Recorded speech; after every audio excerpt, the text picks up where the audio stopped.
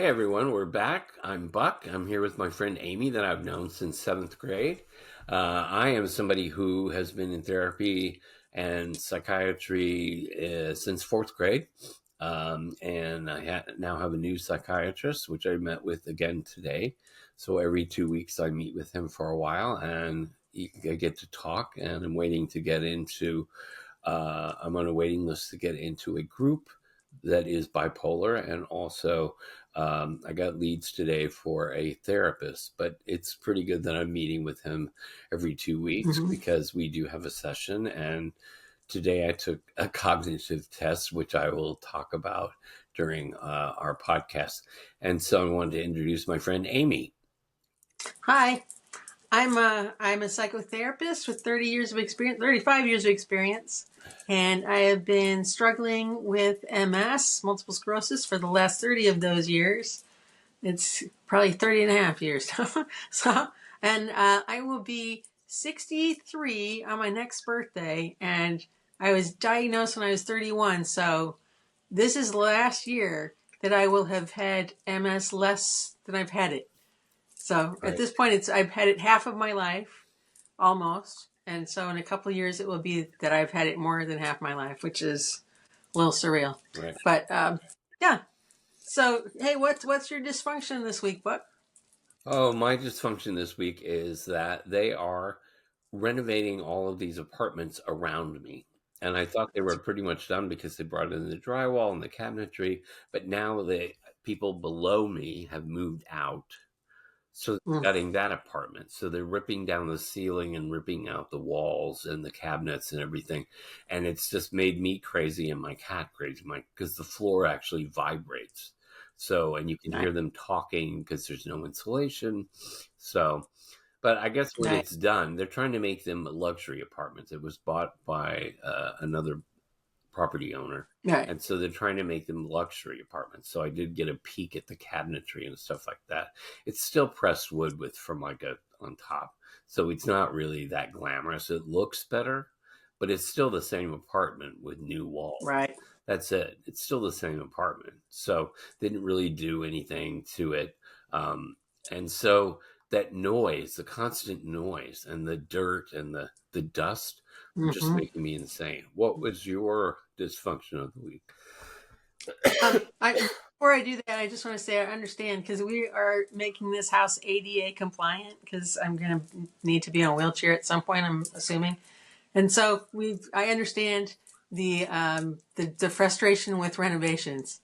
It's noisy and uncomfortable. So, but my dysfunction this week is that I have stopped driving, and I guess it's a long term dysfunction because I had this wreck where this bicyclist basically he hit me, but because I was in a car and he's on a bike, he was a pedestrian theoretically. And so everybody I've talked to, I've told this story, says, "Oh my God, I hate those bicyclists." So I was making a left-hand turn, and I looked for a car, and then I looked to see. I looked because I was going to turn left, and all of a sudden, this bicycle was going over my windshield, crashed into my windshield, broke it out, and so I stopped because I was really not moving very fast. And this bicyclist had just run, or well, he hadn't run it. The light had just changed. I had just started to make the left turn, so the light had changed, and he came roaring down. And he was going way too fast, and basically he hit me, but it doesn't matter. So the insurance paid it, which is great. But if we didn't have insurance, that would have cost us well over $100,000. It could have really wiped us out. And so, I think part of why I didn't see him was because it was raining and he was wearing gray and no helmet. So that was part of the problem. But part of it is I think I have blind spots because like there's been a ton of times where I've either almost missed something and then go, "Oh my God, I didn't even see that," or I've hit something and said, "Oh my God, I didn't see that." I think I have blind spots. And so I'm not driving anymore. And that's my dysfunction Yeah. for this week and for maybe forever. Who knows? So, but that was it. I have a lot of dysfunctions. We all, And they're all, most of them are based on MS. So all do. that's my MS dysfunction for this week that I can't drive anymore. Before and we sad. before we get into our topic of holiday blues, we wanted to talk about the silver linings of having a disability, whether it be mental or physical. So, Amy, you want to tell me Right. your top five Yeah. silver linings of Yeah. having MS? Right. Yeah, because I'm basically, I come from pretty optimistic people, and I'm pretty optimistic most of the time. So, and that doesn't keep me from like every once in a while laying on the floor and just like sobbing and yelling and screaming about how horrible my life is. But but mostly I try to find things that make it like not as horrible as it could be. So, and I've kind of had a top 10 list that gets morphed and changed a lot of times because one of mine was, and this might be TMI, but I'm like I said, I'm going to be 63 next year. But my medication, the amount of medication that I was on, threw me into early menopause when I was like 40, and that was nice because I just didn't want to do that particular thing anymore. But now it's a moot point because I'd be menopausal anyway, so it's fine. But so that's how it morphs. But I was so here's several of the ones that I think of that I thought of. One is that when other people start complaining about getting old and losing their faculties and losing their ability to do things, I go, I've had a preview of that. I've already dealt with all that stuff. Right, So I have an opportunity to like be able to say to people, look, it's going to be okay. Here's how you manage that, because I've already been through all that. So so that's one. Another one is I'll go straight to number one is always good parking. I get handicap parking. It's good parking. Now that I'm not driving, it's less of a it's less of a concern, but I still have the handicap sticker that I can use with other people when they right, drive. So we always get good parking. So that's a good one. And there's a couple others, but one that I really want to emphasize is it's really made me have to ask for and use help when people want to give it. And how it's better to give than to receive. That's kind of true. It feels good. It feels good to give, and to help and to be the one who is the giver and the open-hearted person, all that stuff. But what I realized was if I never let people help me, I'm kind of depriving them of their ability. If you're only willing to receive and never to give, and are not willing to receive help or anything else, then you're depriving other people of the joy of being able to give back to someone somehow. right, And I've had to come to the realization that I can't always do things on my own, and that doesn't it's not a weakness to accept help. It's actually like a privilege in many ways to allow people to not serve me but to do nice things for me. right, And no, there's lots of times where I will reject help. People want to like uh help me put things in the car, or there's things that people want to help me with that I don't want help with because I can still do those things on right, my own, and I want to keep doing things as long as I can, because someday I'm not going to be able to. But you know, when there's something that I really could use some help with, I am I have learned to either ask for help or look for help, or accept the help if it's offered. right, And I tell you what, for handicapped people, the one thing that you can always help with that will always be appreciated is helping me with doors. Open doors for me. right, And like and if it's raining, hold my umbrella for me or right, something like that. So like be very careful when you're offering to help people. Be aware of why they may or may not want your help, right, and it's better, instead of offering like to do something specific, say, can I help you with anything? And then people will tell you, right, hopefully. That's what I've been learning is here's and if they say, can I help you with that, and I don't want help with what they've offered, I will say, you can't I don't need help with that, but you can do this for right, me. you know right. like pick things up. And the other thing is, if I drop something and I'm on my way to get it and they go, oh, I'll get that for you, it's like I'm already halfway down. Don't screw up my Right, momentum. In the future, I'll ask you to forget it, but right now I can do it myself. right. So anyway, but those are some ways that I find to make it tolerable for myself. Yeah, That it like reframing, having uh like getting help, as opposed to like I am so helpless and I need help. Frame it as like I'm allowing other people to have the opportunity to help somebody Right. else Right. when I let them help me. So Well, for me, so that's our, I'm sure I'll have more, but those are good ones for yeah, now. with me for HIV, it's getting a doctor. No matter where I've lived, Yeah. I get a doctor. When I first moved to Montreal, uh, well, I didn't have a doctor. I was actually on a break from medication under the Mm, supervision of a doctor in New Jersey. She said I could take a break until they changed the medication, which they did. And then when I got a doctor, I went to my ex's doctor and I got in right away. And because it's good. at McGill, which is a huge network of hospitals and clinics and stuff like that, I can be referred to anyone. I call it one stop shopping because when I go Mm, to the doctor and I need a chest x ray, it's on the same floor. I mean, you need to yeah. go to a dermatologist, it's there. I mean, you can Nice. do that. Whether or not they can see you right away, radiology they can, but the other ones you have to wait for. You have to make an appointment. But it's one stop shopping. And no Nice. matter where I've gone, I've been referred by the doctor before. I referred by the doctor before. It was a little challenging in Chicago to find the right, you know, doctor that was Yeah. Right. small enough because Howard Brown is a big, Big huge, universe of, you know, it's like Gaiman's health crisis in New York. It got too big. bureaucracy. It got Yeah. too big, and oh, you need to go to that office. No, you need to go to this office before you come see me, or you need to. But I was lucky that because of my HIV status, I got with the AIDS Foundation of Chicago.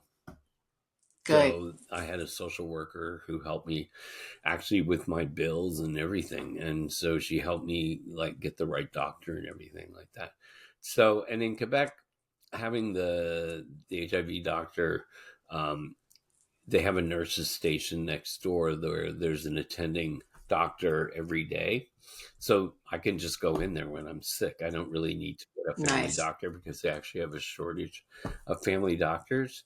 So people that are Yeah. healthy are having a hard time actually getting a doctor, especially if you're new here. But I know people that have lived here forever and their doctor retired and they can't get a new They can't get anyone. doctor. So Yeah. that's the silver lining of having HIV is that you just automatically get a doctor because you're part of They a take good study, care of you. but you're part of a study too. Yeah. So Yeah. they're studying you and you do all this blood That's work all right. on you and, follow Yep. you and, monitor you. So it's a teaching hospital. So they have residents and interns that will see you and there's a liver person, there's a you know so you get really good care there. So Yeah. and No, I was in the hospital once. Or was that? I had something that I was in the hospital for, and uh, the head nurse was my nurse, and she like said, "Look, here's how you know like who you want to talk to. If a doctor comes in and he's wearing a very short coat, he is a brand new doctor. You want long coat right, doctors. So when a short coat doctor comes in, they don't necessarily know what they're talking about all right, the time. So you want to make sure that you are getting your main advice from a long coat doctor because those are the residents, the ones right, who've been there a while. right. But now they wear, So because I had to educate people about MS, some of the newer yeah. doctors who just didn't understand. Oh yeah. Anyway, what were you gonna say? No, I'm saying Yeah, that a lot of times now they wear casual clothing. You don't know who's who. yeah, There's that's hospitals true. that just have casual clothing. You're like, I really miss the white jacket Being able and to the tell who's blue who. the blue scrubs and because I don't know who you Yeah. are. And I mistook a doctor for a nurse. She was like, I'm Oh, actually a doctor, and I was like, well, I don't know. I couldn't really tell. How can I How tell? can I tell? I don't know. Yeah, I'm in the hospital, yeah, so yeah. yeah, But yeah, I've gotten pretty good care as far as that. And, the medication we always talk about is expensive, but the insurance covers it to a certain degree. And so that helps us a lot. So today I thought we'd talk about um, getting the holiday blues, and how you deal with that. Mine starts on my birthday, which is the 24th. And I was born on Thanksgiving Day. So every 7 years, it's Thanksgiving. And it just, I'm getting older and there's really nothing, sorry, to celebrate. Right.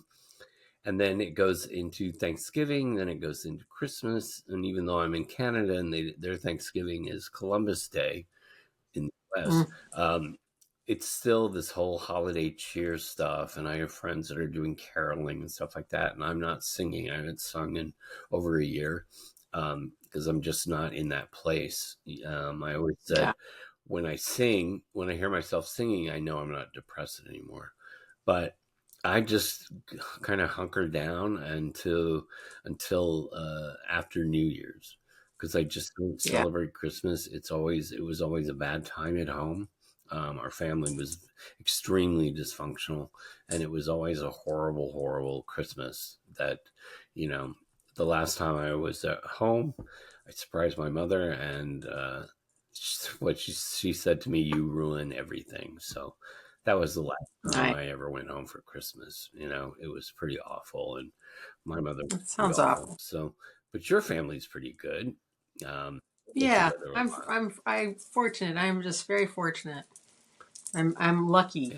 Yeah, I think despite the MS, I think I'm generally a very lucky person. I've had good fortune through my life with a lot of things. I mean, there's things that are pain and that, but I'm really fortunate, and it does make a big difference to have a really good family. yeah, And and I had my dad up until 2 years ago, which is a long time to have a parent still, and my mom's still around, and she's doing fine. She always says she's 88. She's going to be 88 on the 4th of December, and she says, "I want to live until I'm 95, and after that, it's negotiable." So, but she's with it, and and it's so I've got kind of this good gene pool. yeah. Oh, I thought I turned that off. That's all right. Oh my goodness. I'm sorry. I turned that off. I did. I put it on Do Not Disturb, and now it's going off again. Do Not Disturb. How did it do that? I don't know. I I don't don't either. know. Maybe you Anyway, should put it. sorry Yeah, about that's all that. right. No, but That was my husband trying to like talk call about me again. what Christmas is like with your Oh, family. okay. When I was, I mean, I don't remember so much when I was very little. I do remember like some of the things I got. I got this Dancerina doll one year, which was like an American Girl doll price at that time, and my parents had no money, but I just really wanted it. So I got it, and we were driving to my grandparents' house, and I had it on the floor, and my sister threw up on it. The first I had it. So that Christmas, my grandma and my mom spent the entire day cleaning that doll up for Oh my me. god. So that was one very memorable Christmas. But the other thing that I remember was we would go, and this is one of our friends from high school had a Christmas tree farm, and we used to go, and they went to our church. So every year we'd go out to their house, and we would have dinner, and go on a little hayride, and they would take us through the Christmas trees, and they would come across the Christmas tree that they'd picked for us, and it was always like this big, beautiful tree. So I got very spoiled with trees because we always had like the best trees, and we didn't pay for them or anything because they were just provided to us. So I really missed Yeah, that, getting those really cool trees from that farm. And it's always, you know, it just was nice. We just had a nice vibe, and we always had to go to church, of course, because right. that's what we did all the time. So, but and I enjoyed some of the Christmas traditions that we had, even at like in high school when we did capital Yeah. caroling, and The bell we choir, we used to go. the bell choir. Remember, you did capital caroling, and then going around with the chorale and singing at all different kinds of places. That was really fun. Yeah. And then we would have. Remember, they used to have us come and we got to do like a local television Oh yeah. show. Yeah. Remember For that? And KRCG that TV. was always fun Yeah. too. Huh? KRCG TV. Yeah, yeah, Because yeah. I And knew Bill Ratliff. I don't know how I knew him, but oh, his wife played the mother in Music Man. oh, cool. Yeah, Greta Ratliff. I still remember that. She's Yeah. really Irish. Okay. She's very Irish. Yeah, So she had the I'd say Irish so. accent and everything. So Oh yeah, my I don't know goodness. why, but I did. little things for them at the station, so I got to know him. I was on Oh, that's cool. Showtime a couple of times. I don't know why. I wasn't. I wasn't a student of Thomasina Green. Do Oh, you remember those? The piano. I The don't. piano. Oh, yeah, Do you maybe. remember Yeah, her? I do. Now you say And that a little what's bit. her name? I I don't forgot. know. She was the daughter of the science teacher. Eighth grade. Nearman. Yeah, Mary Nearman. Mary So Nearman. Mary Yeah, yeah, Nearman she's in would my go class. when she didn't have enough students. I Yeah, just remember the piano bench that's scraping hilarious. on the floor, and she would talk like this. I'm Thomasina Green. Mary Nearman will be playing Stephen Foster. Stephen Foster was one of America's composers who wrote down folk songs and spirituals. And you could see Mary Nearman walk out, and her head was down Yeah. because she was in high school. And then she hit the Oh, piano yeah. bench, and she'd go ooh ooh ooh. It was a concrete floor. You remember performing Oh, it sounds a little like, bit, yeah, and then she'd play with her head down, just like this. that's And then great. she'd get up and go woo, Hilarious. and walk off. And she'd go, "Thank you, Mary Nearman." You don't remember Thomasina Green? I kind of do, but not She as was much as you a do, but music that's funny. professor at Lincoln. Yeah. Oh, Yeah, okay, she was a okay. music professor. So she had Got it. her teenage and younger students, and they would be featured Got it. on Showtime. Oh, that's great.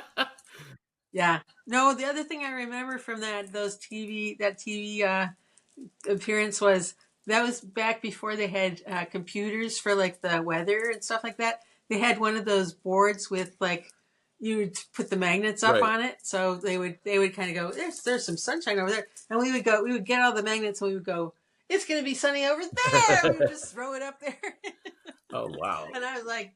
I hope they hadn't already had said it because we just messed it up. Wow. We had like tornadoes in like, Hawaii and just like we were You so were awful. rowdy. So, but and I actually because I had that solo my senior year and we did it on the TV. I had at least one person come up to me and recognize me from that TV Well, that's appearance. funny.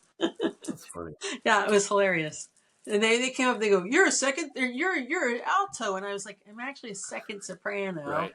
And I was like, "Why would they know that?" And they said, "I saw the chorale on television," so it was Yeah. really funny. So that was a fun thing. We had fun traditions. I had fun in high school, like Christmas time, and I enjoyed Capital Caroling. I enjoyed that kind of stuff. That was fun. And then my family was pretty good. And I would almost always get like a little bit sick after that because I would just barrel through stuff and then I would get like ear infections and Right. stuff. But that's all right. I would be off and it was okay.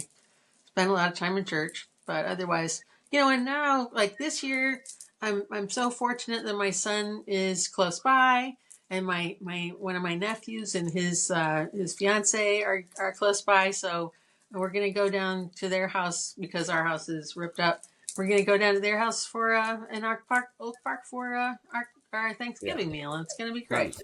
And then my mom is gonna come up for Christmas. My mom, and my sister and her husband are coming in, and we're gonna go see the kids shows because my niece is in the Christmas Carol at the Oh, Goodman, so she's got a role in that. And then my nephew runs the house for this theater company that's called Teatro Zinzani, and it's a lot like Cirque du Soleil, only it's only one okay. place. Yeah. So and no, it's not his show, but he runs the house. So it's kind of cool. So that'll be fun. I'm looking forward to that.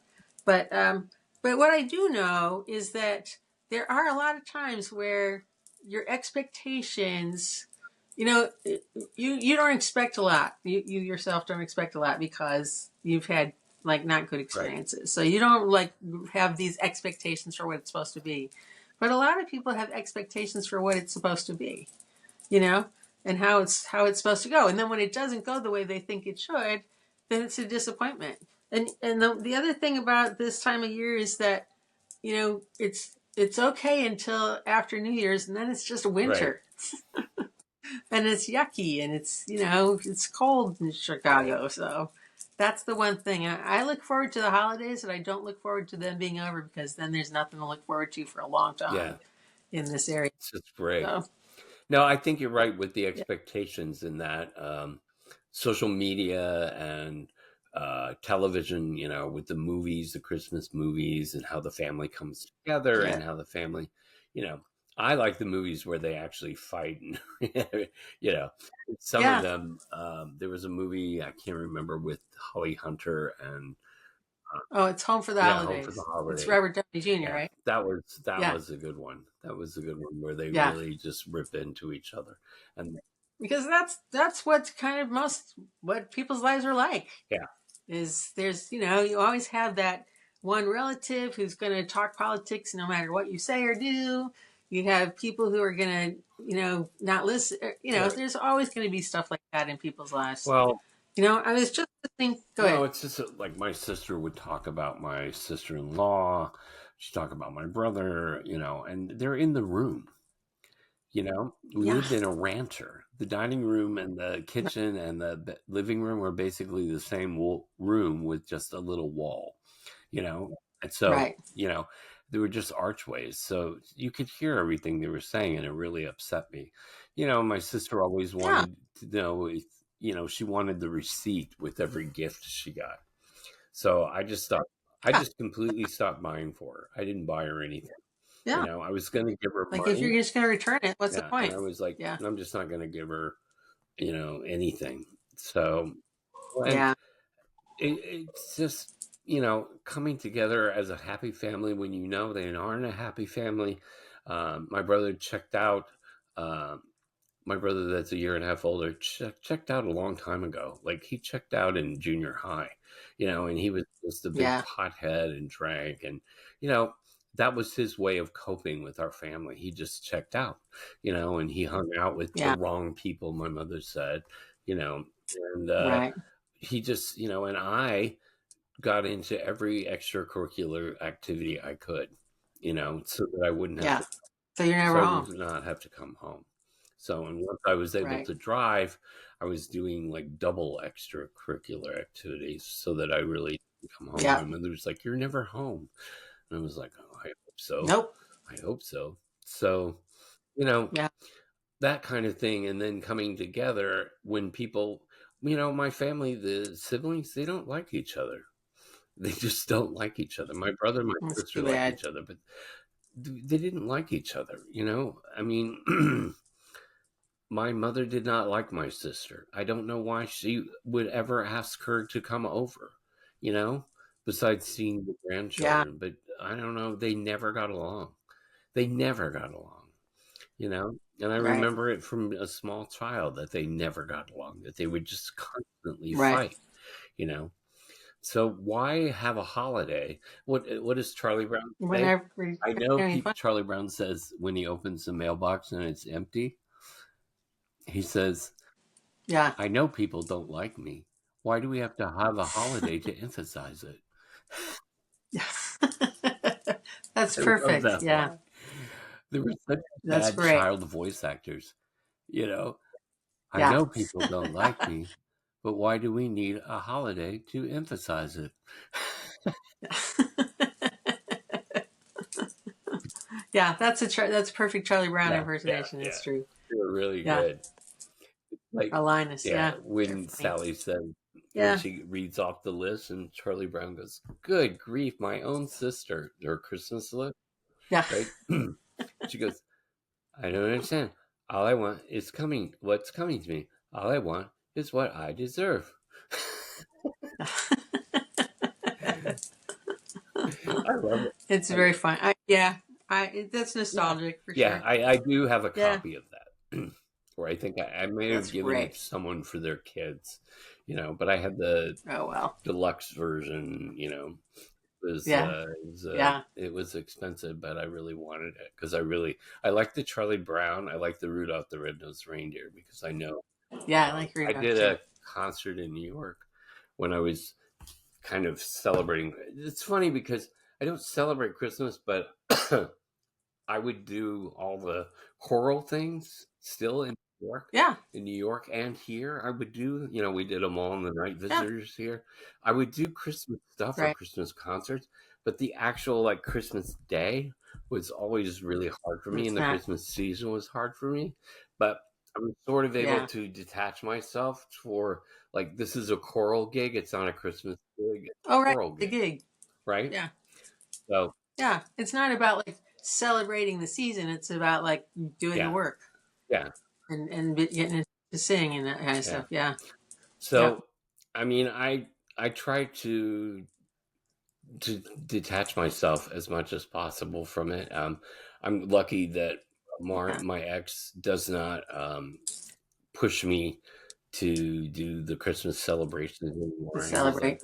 "Oh, he used Yeah. to be like, oh, that was then. This is now. You should try to, you can make new Christmases." And I was like, "No, it's broken. It's broken." So my thing Yeah. is, It's never, the association is right. too great. My thing is to just hunker Yeah. down now and just try to get through it Yeah. and watch TV and just try to Right. not deal with it. And I think a lot of people do that and just kind of stay out of Yes. stay out of the whole Christmas thing. And people Yeah. should respect that some people don't want to celebrate that it's hard. Absolutely. Some people don't want Right. to. Right. Yeah. Well, and not everybody celebrates Christmas anyway. There's people who are Jewish, or people who are, nothing, or people who are Hindu, or so it's okay to like say I'm not Right. celebrating. It's just not something I celebrate, and it's Right. okay, and you don't have Right. to. So yeah, and one more thing I Okay. wanted to say, because I was just listening to a podcast about this, is one of the really hard things for people this time of year is political differences in your family, and you want to go try to have a nice holiday with your family, but you know that your Uncle Lester is going to talk about how great Trump is, and it's going to drive you nuts. So it's okay to set a limit right at the beginning before you even start off to say, we're going to get together, we're going to enjoy each other's company, because we all have different ideas about not religion, about politics. We're not going to talk politics. And so the minute that somebody starts to talk politics, you can call them out and say the rule was Right. no politics. And if they continue to say something, and they talk about something that they think is funny, or whatever, you can always say, I don't agree with you, I disagree with that point of view, and please pass the potatoes and Right. shut up. Yeah. you know Yeah. so I think yeah, that will end this podcast. I think that's a good place to do it. So just take care of yourself during these holidays and do what you need to do and just Yeah, try to get through them. If you're having a hard time, if you're having a great time with your family and you're very close, like Amy's family, then you should enjoy the holidays and not just be absolutely, and have a good happy right. Thanksgiving. Happy Thanksgiving.